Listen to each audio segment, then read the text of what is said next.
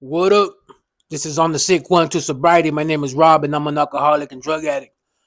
Now, last time I was telling y'all about how I got introduced to cocaine and how I started mixing, drinking, and using yay so I won't feel drunk. So let's get right into it. Now, I'm gonna let y'all know this gonna be a PSA right now, just in case none of y'all are aware. Cocaine is a hell of a drug. I'll be the first one to admit it. See, these times I started hanging out with a group of homies that I've always known all my life. In my community, we all know each other growing up. You know what I mean? But I knew these guys loved to party on the weekends. I knew these guys had the yayo.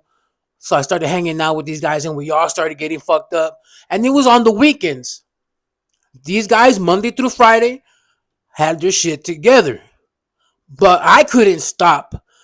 These guys would only go Friday, Saturday, maybe Sunday in the morning a little bit.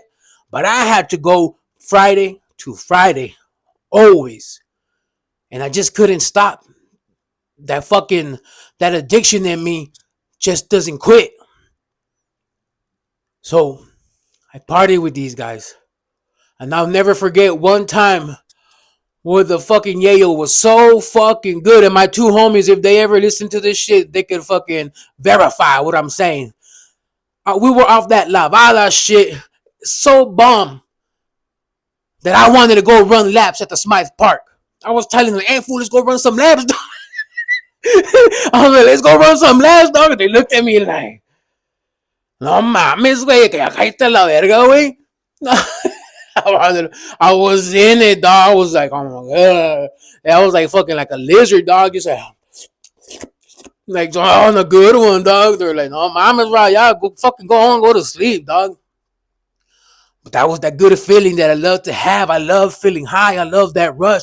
I needed it. I wanted it. And so I started kicking it, right? I ended up getting together with this one girl. She was not a fan of me drinking and doing yayo. She hated it. So, like any good addict, I made a promise that I knew I wasn't going to hold. I made a promise that I knew I was going to break. It was nothing for me to look her straight in the eyes and bullshit her. And I told her, nah, baby, don't even trip. I ain't going to do this no more. You know what I mean? It's over. For you, I'll quit it. But now I have a friend that lives in TJ and he's my best friend, so I'm going to start hanging out over there a little bit more. So when I would go to TJ, we would fucking drink, do some yay, post up, work on music. Every weekend, it was like clockwork. Until one day, one fucking miserable day. When we got there, I was ready to fucking party, ready to make some music. My friend goes to the Connect, and he comes back with a sack of methamphetamines. And I was like, this is not what I ordered, dog. I did not order this shit. I was like, if anybody knows, you know that I have an issue with methamphetamines and I'm trying to get over this shit. And he tells me, don't trip, dog. Don't trip. It's the same shit. It's the same shit. You just take a little bit, dog. You know, instead of doing a big line of cocaine, you just do a little bump of meth and you're good, dog. It's the same shit. Well, it wasn't the same shit. Meth and yayo are on two different categories. It's not the same shit, motherfucker. But I did it anyways. I did a little bump. Woo! I fucking knew I was a whole nother person. See, I've never done meth as an adult up to that point. And it got me going good. It got the motor running. It got me recharged. It got me wide awake. It gave me that, like, I was in the zone. Like, give me some fucking more. I was like right back from the WWE. Feed me more. Feed me more. I was in the zone, dog. And that shit fucked me up. It was, little did I know, it was the beginning of my downfall. It was the beginning of the next 10 years of addiction. Hard addiction. Fucked up shit. But anyways, I went through that night. We were on the sick one. We're making music videos out in the middle of the street at fucking 6 in the morning. And came home eventually, right? Came back to San Isidro. Went back to doing cocaine. We used to have Well, I used to have a binder in my house, and that binder I always had it filled with lines of cocaine. Me and my homie would come over with me, and we'd be just be doing lines and lines, and then eventually we couldn't afford yayo anymore. And my homie tells me, "Hey, dog, you know what hits harder than yayo and is cheaper?" And I was like, "What's that, dog?" He's like, "Some motherfucking shishity, homie." And I was like,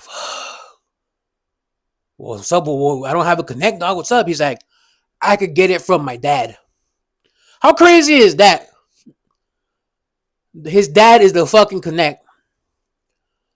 And you know what? It's like, it's not even like rare for this type of shit to happen where I'm from. And sure enough, we're like, fuck it, let's do it. Homie comes back.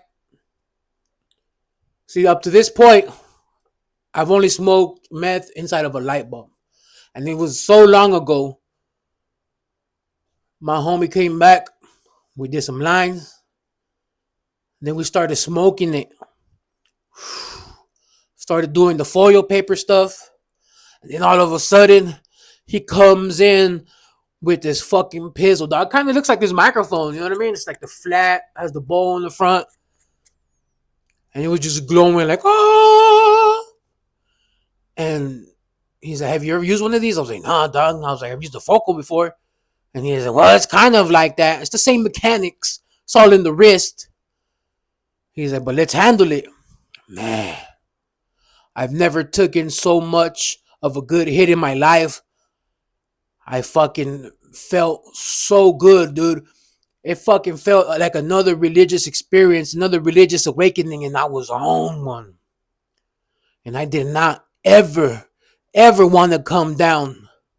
And I spent the next 10 years of my fucking life trying to get that high again. I wanted that high, that first hit. I wanted it back in my life. And there was so much shit that I did to buy meth to get that feeling again. And we're going to get into it over the next couple weeks.